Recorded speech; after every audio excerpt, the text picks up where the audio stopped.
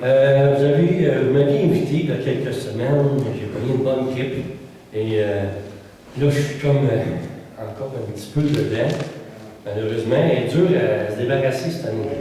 Je ne suis pas tout seul.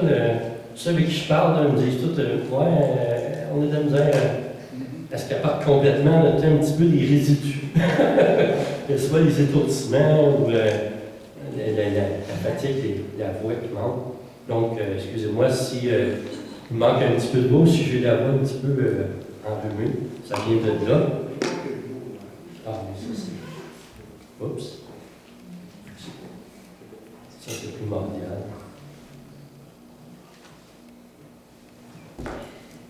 Merci. Donc, bien, ça fait plaisir d'être parmi vous ce matin. Comme notre frère Michel, pasteur, disait tantôt, bien, j'ai été 10 ans dans une église il y a plusieurs années pour me retrouver 10 années à Marieville, à œuvrer avec Raymond Kling et ceux qui connaissent un petit peu Marieville. Et là, j'ai fait Multicé, j'ai fait les 4 années, et ainsi de suite. J'ai poursuivi avec Sembec. Et donc, c'est pas mal mon parcours. Donc, ça fait une trentaine d'années. Ce qu'on parlait justement la semaine dernière, ça fait une trentaine d'années qu'on est au Seigneur. Donc, quelques décennies. Pour certains, ça paraît beaucoup. Pour d'autres, c'est plus. Ceux que ça fait longtemps, qui sont dans l'Évangile. Mais, qu'est-ce qui est le plus important? Qu'est-ce qui est important? D'être sauvé et de toujours continuer avec le Seigneur. Des fois, on est porté à... Qui n'a pas vécu un moment dans sa vie où on se relâche un peu? On a envie d'abandonner. On a envie de dire, bon, qu'est-ce que ça me sert? Hein? Où est-ce que ça va m'emmener? Mais c'est à ce moment-là, je crois qu'il faut s'asseoir et compter les bienfaits de Dieu. Et compter combien ils sont nombreux et qu'est-ce qu'on peut perdre. Qu'est-ce qu'on va perdre en délaissant le Seigneur. Et c'est la direction un petit peu qu'on prend ce matin dans ce message de ne jamais abandonner. Vous savez, on est des auditeurs qui sont oublieux, la parole de Dieu nous dit. Mais en plus d'être oublieux, des fois, on est porté à abandonner certaines choses. Il y a certaines choses qu'on abandonne qui sont bien, que c'est correct. Abandonner au Seigneur, il y a beaucoup de choses que j'ai dû abandonner. Et certainement, entre vous, parmi vous, il y en a qui ont abandonné aussi certaines choses. Et encore mieux que ça, le Seigneur nous a délivrés aussi de certaines choses. Amen. Puisque nous savons un Dieu de délivrance, un Dieu grand, puissant, qui travaille dans chacune de nos vies. Il n'est pas seulement là avec nous, assis dans un coin puis attendre, mais il travaille avec nous. Nous servons un grand Dieu qui est là à chaque jour et qui nous accompagne, qui nous aide à cheminer avec lui. Ce qui nous amène ce matin dans les Écritures, après Hébreux chapitre 11, où il nous a parlé des héros de la foi. Qu'est-ce qui vient après? Après ces grands héros de la foi, ceux qui ont marché par la foi dans l'Ancien Testament, qu'est-ce qui vient immédiatement après? Les encouragements ici. Des encouragements de persévérance au milieu des épreuves à l'exemple de Jésus-Christ. Et c'est le titre donné au chapitre 12. Et ce chapitre débute en nous disant ceci. Nous donc aussi, puisque nous sommes environnés d'une si grande nuée de témoins, rejetons tout fardeau et péché qui nous enveloppe si facilement. Et courons, j'aime cette expression, ce verbe ici, qui est employé, courons avec persévérance dans la carrière qui nous est ouverte, ayant les regards sur Jésus, le chef et le consommateur de la foi, qui en vue de la joie qui lui était réservée, a souffert la croix, méprisé l'ignominie, et s'est assis à la droite du trône de Dieu. Considérez en effet, verset 3, celui qui a supporté contre sa personne une telle position de la part des pécheurs, afin que vous ne vous lassiez point l'âme découragée. Et ce matin, nous allons regarder le verset 2. On va s'arrêter au verset 2. Tout le contexte ici de ces versets sont importants. Mais je crois que le plus important débute ici. Ayant les regards sur Jésus. Ayez les regards sur Jésus.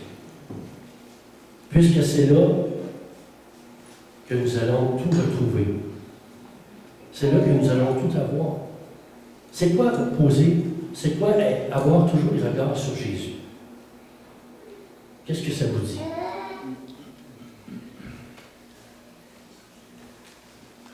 C'est quoi que ça nous dit lorsqu'on lit d'avoir toujours les regards sur Jésus? La paix. Ça nous parle de paix. Son amour. Ça nous parle de son amour. Confiance. Mais c'est quoi avoir les regards sur Jésus? Sa parole. Persévérer. Persévérer. C'est persévérer. Marcher avec lui. Pas plus que ça. Je veux vous emmener à quelque part, hein, ça paraît. C'est un modèle. Hein? C'est un modèle et aussi, on pourrait dire, d'une certaine façon, dans le français québécois d'aujourd'hui, c'est une dépendance. Je dois dépendre du Seigneur. Avoir les regards sur Jésus, c'est ça. Seigneur, je veux dépendre de toi. Je veux toujours regarder à toi parce que j'ai besoin.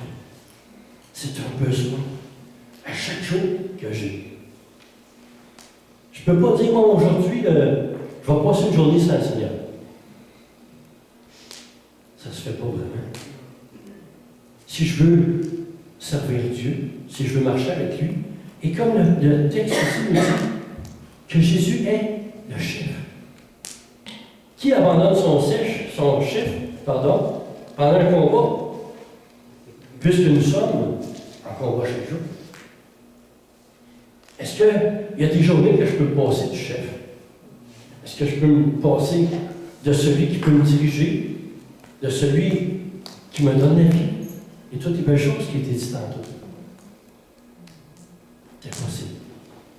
C'est impossible.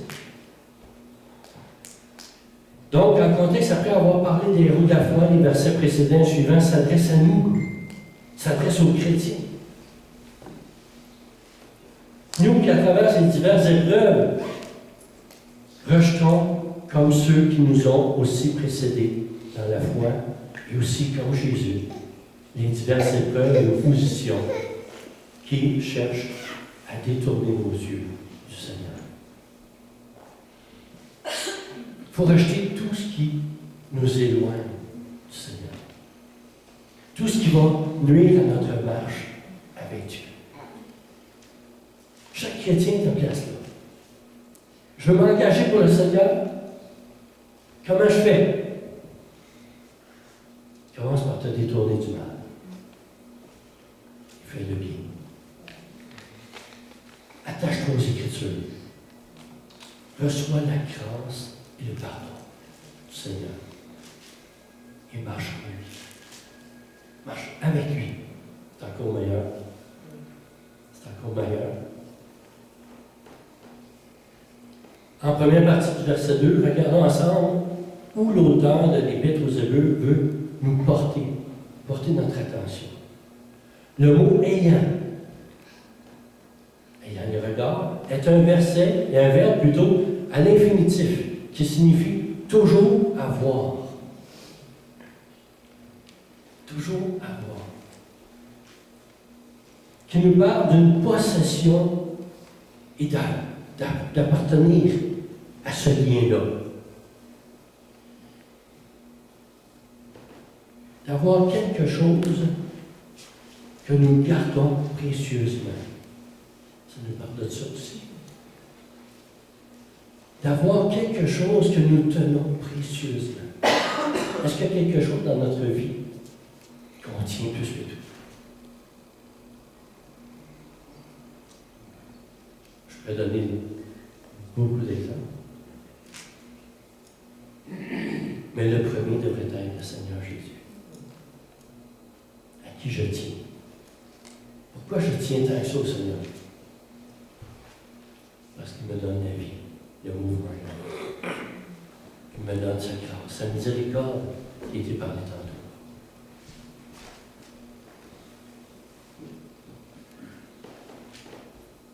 Comme mentionné aussi dans la traduction français courant, et Sommeur, il a parlé, il a dit ici, gardons les yeux fixés sur Jésus. Il est traduit comme ça. Au lieu d'être ayant les yeux toujours sur Jésus, ou les regards sur Jésus, il est traduit, gardons les yeux fixés sur Jésus. Et gardons nos yeux fixés sur Jésus, c'est là, aujourd'hui. C'est toujours. Tantôt, demain. Je vais garder toujours mes regards sur lui. Je me suis engagé pour Christ. Donc, je veux lui demeurer fidèle. Pour ceux qui marchent avec le Seigneur, qui sont ses disciples, il n'y a pas d'autre endroit à regarder en premier qu'au Seigneur Jésus. Qu'importe la situation dans laquelle je me trouve ce matin, mes regards, mon attente et mon espérance se trouvent en lui. Se trouvent en lui. Luc chapitre 9, verset 62, où Jésus dira ceci, quiconque met la main à la charrue et regarde en arrière n'est pas propre au royaume de Dieu. Alors si je me suis engagé et je m'engage pour le Seigneur, c'est pour la vie. C'est pas quelque chose que je veux faire pour un temps. C'est pas quelque chose, même que je peux dire que je vais essayer. On n'essaye pas le Seigneur. On n'essaye pas les chrétiens. On l'est ou on ne l'est pas. Les disciples étaient disciples. Pourquoi? Pourquoi est-ce que les disciples étaient disciples? Oui. Mais un disciple est quelqu'un qui suit. Et eux, lorsque Jésus les a invités à sa grâce, à sa miséricorde, ils ont accepté cette grâce-là. Ils ont pris position en disant, oui Seigneur, je te suis. Je veux te suivre. Ça n'a pas été bien long. Hein? Lorsqu'on regarde les textes, ça n'a pas été bien long avant qu'ils disent Seigneur, je te suis.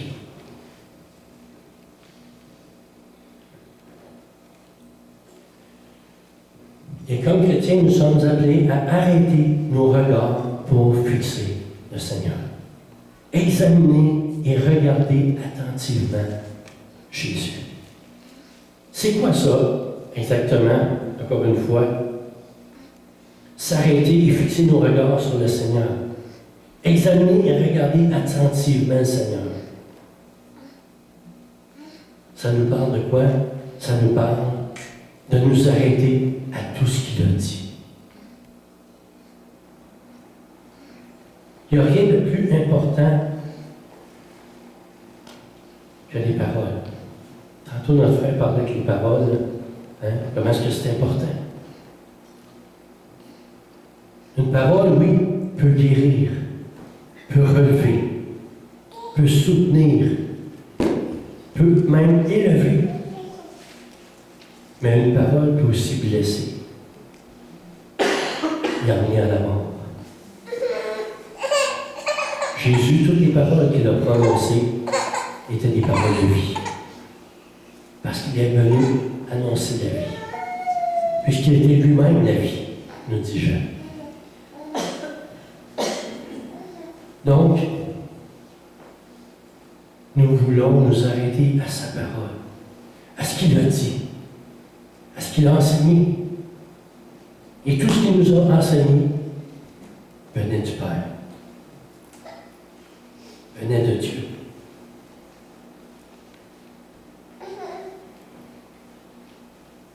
Jésus est le chef. Il nous a parlé aussi qu'il est le consommateur de la foi. Qui a détourné ses regards de Jésus dans Nouveau Testament. Est-ce qu'il y a quelqu'un qui nous vient en tête? Comment? Judas. Il y en a plusieurs. Tous ceux qui n'ont pas accepté, qui n'ont pas suivi. Mais qui en particulier de ses disciples aussi? Pierre. Et j'aime cette image, cette histoire où quand Jésus a marché sur les eaux dans Matthieu 14, verset 30-31, où il nous a dit, si me voyant que le vent était fort, il eut peur. Et comme il commençait à s'enfoncer, il s'écria, Seigneur, sauve-moi. Aussitôt, Jésus n'a pas attendu le lendemain, il n'a pas attendu qu'il se noie. Aussitôt, il étendit la main. Au moment même où Pierre a commencé à s'enfoncer, Jésus lui a tendu la main. Il le saisit et lui dit, homme de peu de foi, pourquoi as-tu douté?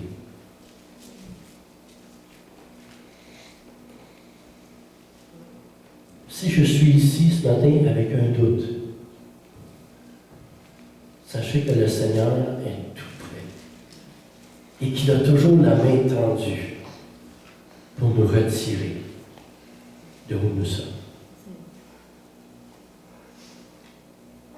Qu'est-ce qu'il a fait lorsque Jésus l'a pris par la main, a tendu sa main? Qu'est-ce qu'on fait lorsqu'on tend notre main pour prendre quelque chose? Qu'est-ce qu'on fait? On l'amène vers nous. C'est rare qu'on prend quelque chose pour le... Hein? Surtout si on aime. Comme notre enfant fait quelque chose, il se blesse, on ne le prendra pas puis l'envoyer plus loin. Jésus ici tend sa main et il le rapproche de lui. Et lorsqu'on vient dans le doute, qu'on voit la tempête et tout ce qui se passe alentour de nous, le Seigneur nous tend la main. Et qu'est-ce qu'il veut?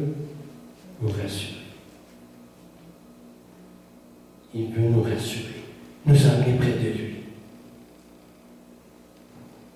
Est-ce que c'est ça que j'ai besoin ce matin? Est-ce que c'est ça que vous avez besoin? À tous les jours, je pense. À tous les jours. Il y a une étude qui a été faite qui dit qu'on a besoin de des câlins. Hein? Mais moi, je suis pour ça. J'aime les câlins. Je suis un gars qui aime être près des autres. Mais c'est la pensée de Dieu. Et Dieu veut que nous soyons toujours près de lui aussi. Il aime nous serrer dans ses bras. Nous sentir dans sa présence. Et qui n'aime pas être dans la présence de Dieu. C'est tellement merveilleux, reposant. Et je pense que notre monde aujourd'hui a encore plus besoin que jamais de la présence de Dieu dans leur vie.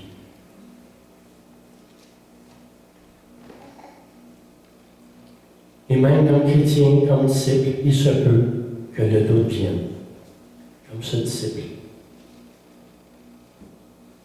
Mais le Seigneur nous dit de ne pas être troublé et de garder courage.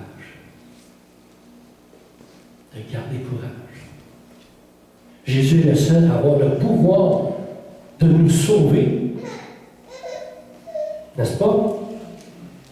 Lui seul a le pouvoir de nous sauver, de nous délivrer et de nous racheter. Il n'y a personne d'autre. Puisqu'il n'y a aucun autre nom qui a été donné sur la terre par lequel nous pouvions être sauvés. Seulement par Jésus et en lui.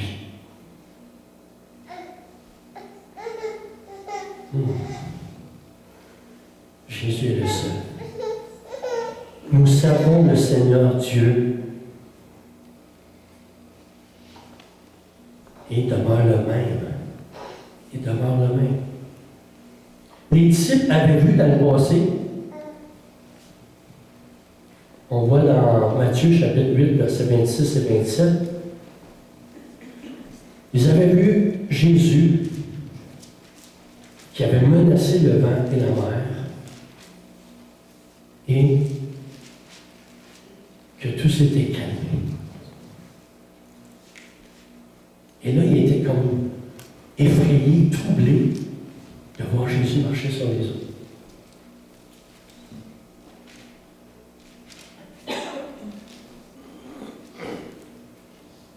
La parole de Dieu et son regard sont beaucoup plus grands et puissants que ce que nous pouvons penser et imaginer. Lorsque Dieu parle, lorsque le Seigneur regarde, lorsque le Seigneur tend la main, il y a des grandes choses qui se passent. La foi en Jésus et garder nos yeux sur lui peut tout changer et transformer dans notre vie. Jésus dit un jour à un père d'un jeune homme qui avait besoin d'une grande guérison, dans Marc chapitre 9, verset 23, « Si tu peux », et Jésus a dit, « Tout est possible à celui qui croit. »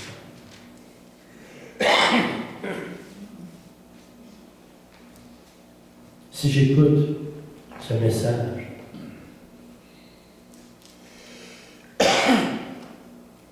et pour ceux qui écoutent ce message, recevez les paroles du Seigneur. Recevez sa parole. Il t'a dit ce matin, tout est possible à celui qui croit.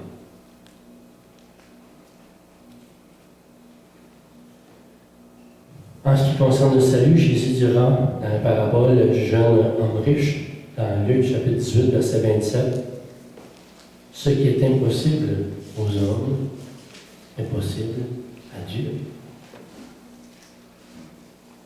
Ce qui est impossible. C'est impossible que le Seigneur vienne me chercher. Non.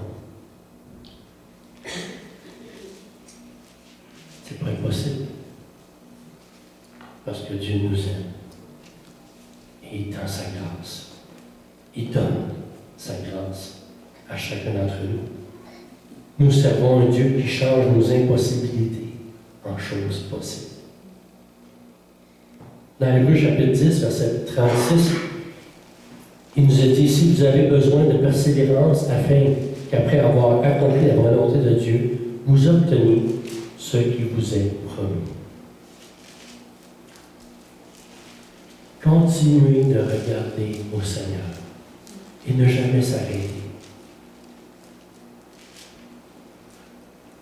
Persévérer. Persévérer. C'est ça que ça veut dire. Continuez votre marche avec le Seigneur. Ne vous découragez pas. Persévérez. Qui sait si demain le Seigneur va étendre sa main.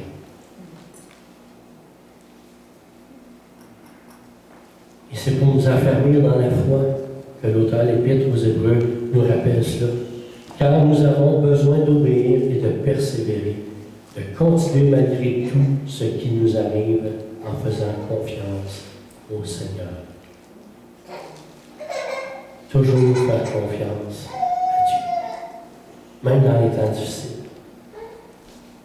Éphésiens chapitre 4, verset 15 nous dit « Professant la vérité dans la charité, nous croissions à tous égards en celui qui est le chef, Christ. »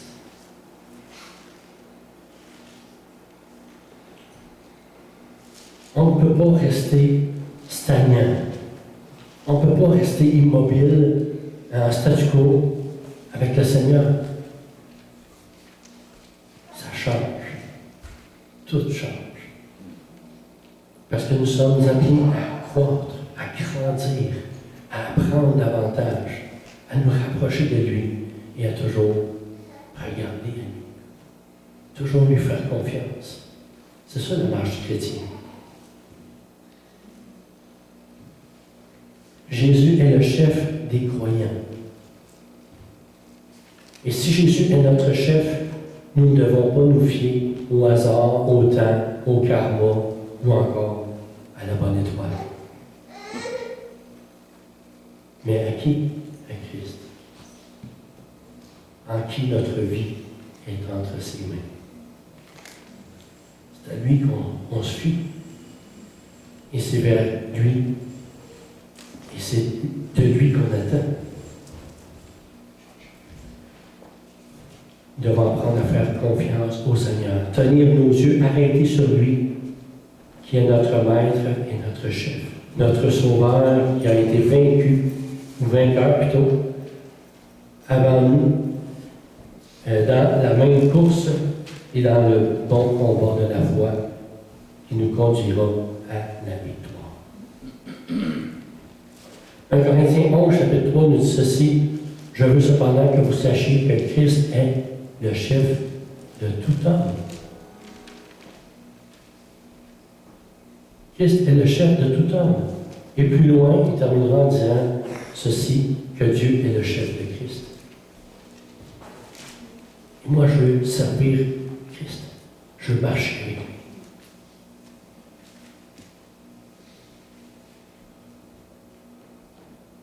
Éphésiens chapitre 5, verset 23, il nous a dit aussi que Christ est le chef de l'Église. Et qui est l'Église? Chacun des croyants. Tous ceux et celles qui ont placé leur foi en Jésus-Christ sont l'Église. Et Jésus est notre chef. Et nous sommes son corps. Et dont il est le Sauveur. Quel privilège nous avons, frères et sœurs.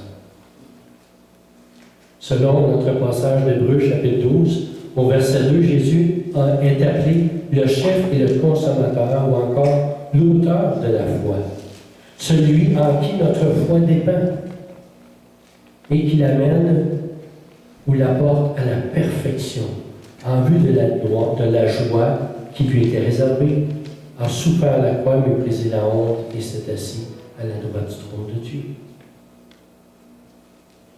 Il nous a précédés en donnant l'exemple de la foi que nous devons avoir, nous aussi. Et il l'a porté jusqu'à la perfection. Il est allé jusqu'à mourir pour nous sur la croix. Il est ressuscité et remonté au ciel afin d'intercéder en notre faveur auprès du Père. Il nous accompagne et il est notre aide à tous les jours.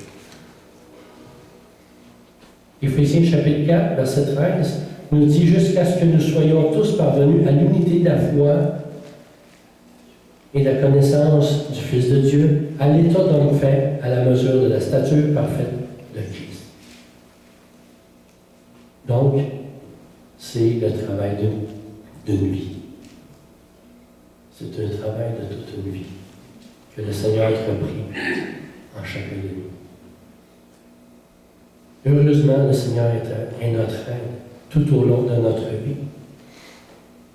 Et sûrement Paul savait, quand il écrit aussi à ce sujet dans Philippiens chapitre 1, verset 6, « Je suis persuadé que celui qui a commencé en vous cette bonne œuvre la rendra parfaite pour le jour de Jésus-Christ. » Amen. Amen. Jésus a tout supporté contre lui à cause de nos fautes et pour nous libérer, pour notre libération et en vue de la joie qu'il retrouverait dans la gloire du Père après son obéissance. N'est-ce pas ce qui nous attend? Le même mandat que le Seigneur. Il nous a libérés en vue de quoi? De l'espérance de la vie éternelle. Et tous ceux qui placent leur foi en Christ, qui regardent à lui, qui lui font confiance, qui placent leur vie en lui. Ils le font pourquoi? Pour la gloire.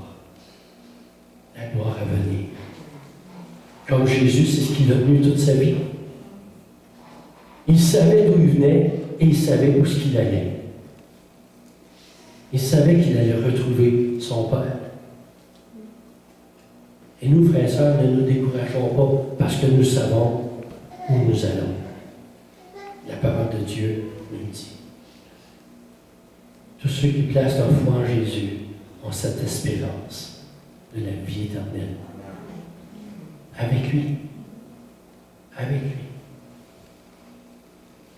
Et c'est là qu'on veut être, dans la présence de Dieu pour l'éternité. N'est-ce pas?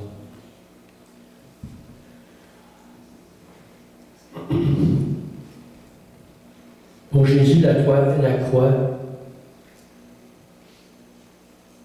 était ce qu'il avait à accomplir. Le chemin, sa course et son combat vers le trône de Dieu allait l'emmener jusqu'à s'asseoir à la droite de Dieu.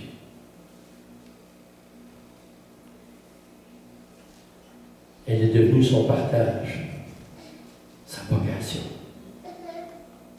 Elle a été toute sa vie comme elle devrait l'être pour chacun de nous, son espérance.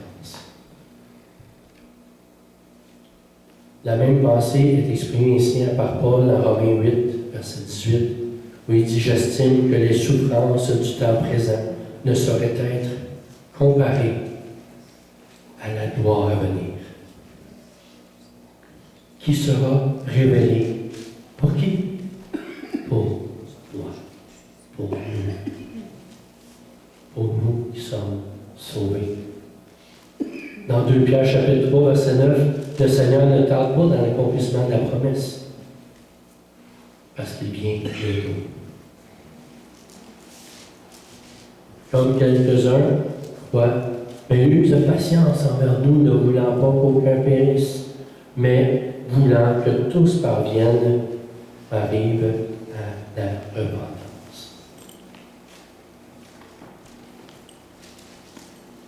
En conclusion ce matin, comme chrétiens et disciples du Seigneur Jésus, il nous faut toujours regarder à lui.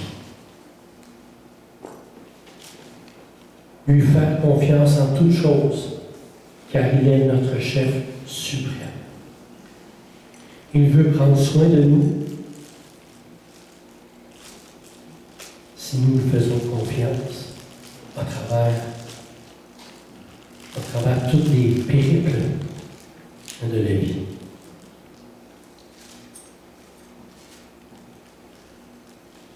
Et si ce matin, je place ma foi en Jésus,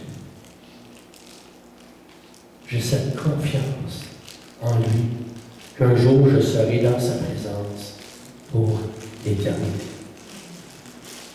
Il a souffert sur la croix, pas seulement pour ceux de l'époque et ceux du passé, mais il a souffert à la croix pour moi, pour chacun de vous ce matin,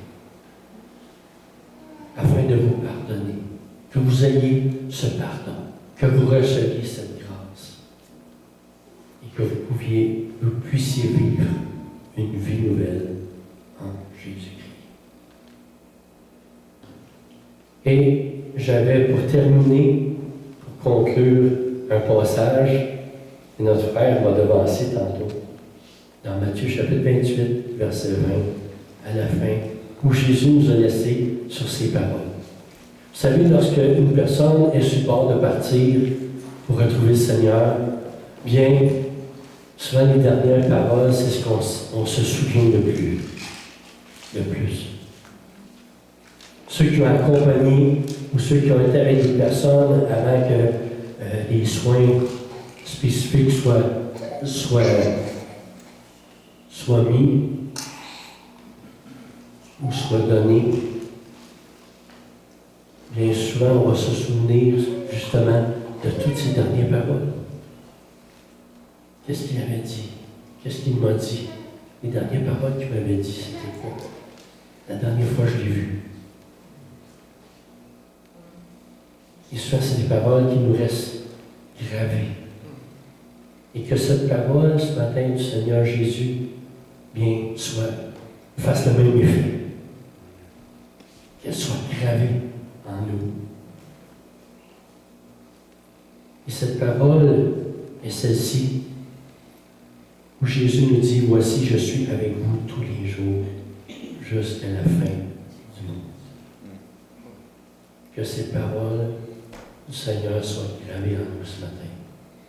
Et gardons nos yeux fixés sur lui, parce qu'il est avec nous jusqu'à la fin. Il ne nous délaissera pas, il ne nous abandonnera pas. Amen. Soyez bénis. Merci. Merci, mon frère.